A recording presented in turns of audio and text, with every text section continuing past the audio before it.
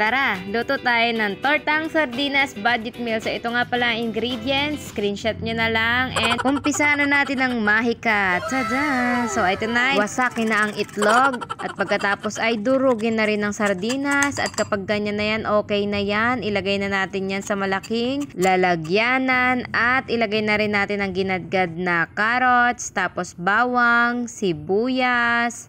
Tapos ilagay na rin ang itlog. At pagkatapos nga ay lagyan na rin natin yan ng magic na masarap. Tapos ground black pepper and salt.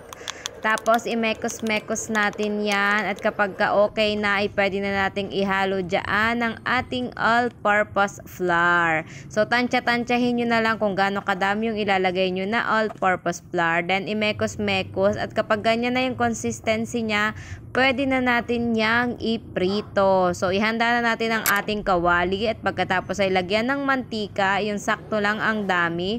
At pagkatapos pag mainit na, isa-isa na nating ilagay ang ating tortang sardinas.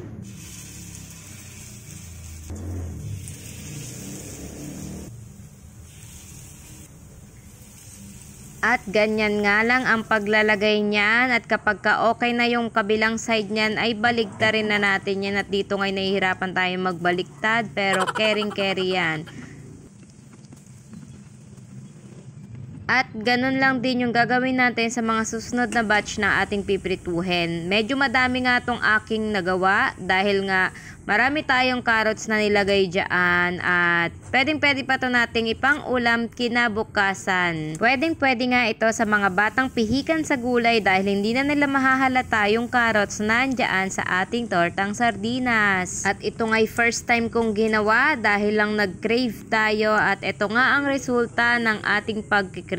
Mura na, masustansya pa. Pwedeng-pwede sa mga nagtitipid. At ito na nga ang ating mga naluto. Sobrang dami niya. Dinner is ready. So tara, kain na tayo. At meron nga pala tayong natira. So ito ay ilalagay muna natin sa rep para kinabukasan ay pwede pa natin tong gawing pang-almusal. Maraming salamat nga po pala sa patuloy na sumusuport sa aking mga videos. Ayun lamang po. Kamsahamnida. Waka waka bye-bye.